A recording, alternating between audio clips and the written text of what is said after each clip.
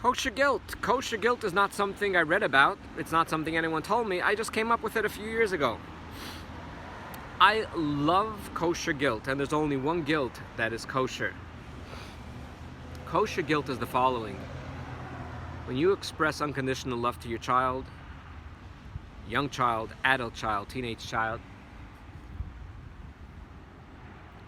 if they decide to do something that's totally off the chart, not because they're bad, no human beings are bad, because they're emotionally unhealthy, because something happened to them, because they can't communicate with you yet, but you are always so kind and so giving, and you express that unconditional love.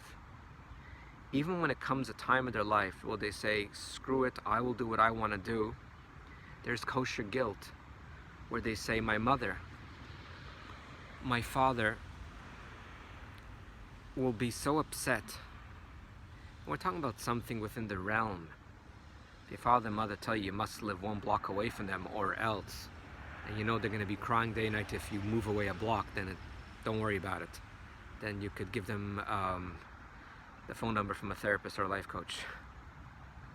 But we're talking about something reasonable, something huge, something big. Planning to live on the moon, going to another continent, changing religions, whatever it might be. When a parent is devoted with a one-way street, they're not there to give in order to receive. They're there because every parent should give just in the sake of giving, because that's what a parent is all about. Parenting is motivation, parenting is love, parenting is abundance of love and giving.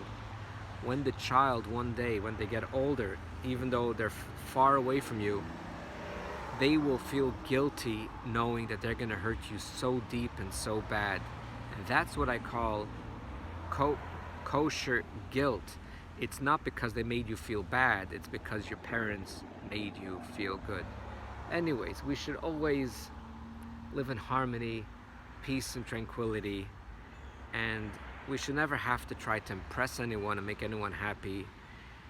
Everyone should be happy for everyone, regardless of what path they take in life, as long as it's a healthy path, a good path, physically, spiritually, financially. Even though it doesn't sit within us, it's okay. Too many times where I hear families from doctors that they keep on telling their children that they would really mean to them a lot if they become doctors. I have no clue where this comes from. I cannot comprehend it. I didn't comprehend it when I was 10, not when I was 30, and not today when I'm 52. I just don't comprehend it, because no two human beings are alike. We should always want our children to be what they want to be and what their passion in life is. One person wants to be a rabbi, one person wants to work in Red Cross, one person wants to be a shliach, one person wants to be a lawyer, whatever they excel, because we know, and I know it because I heard too many stories, and very painful stories, that when people act like sheep and follow their friends and follow their flock, I get a call when they're 30, 40, 50, or even 60 and they tell me, I have to tell you the truth. I'm in a bind, I'm tied up, I'm stifled, I feel like I can't breathe. I have gone in a direction that so-and-so wanted me to go, my friends wanted me to go, and other people wanted me to go. And I realized it's not even me. I keep on pushing myself in the last 10, 20 years, and it's so hard. What do I do? The best thing is not to use guilt, not to use kosher guilt, none of it. We should just admire that although we have 7.7 billion people on planet Earth, we shall admire that each and every beautiful human being has their own personal mission. And the only thing we could do to our children or to people around us is to inquire, what do you like? What do you think your mission? How will you make a dent on planet Earth? How will you change the world for the better?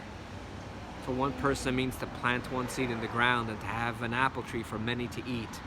And for another, it means to become a doctor. Another means to help the world in so many ways. For everyone, it means something else. And when the person decides on their own, from their own heart, what they want, they have enthusiasm. Life is not about doing. Life is about expressing enthusiasm, which then the doing is filled with enthusiasm, filled with life, filled with love, filled with so much confidence, filled with a meaning, filled with a purpose, and it's